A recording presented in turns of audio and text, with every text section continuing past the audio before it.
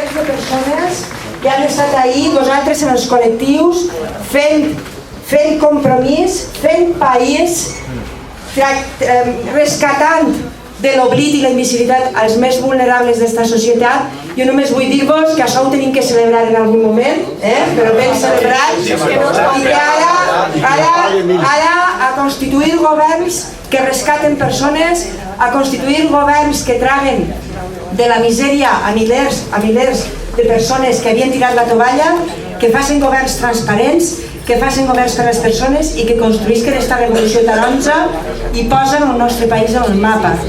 Este país que no se doblega ja davant de ningú i que té que reivindicar el seu lloc en la història.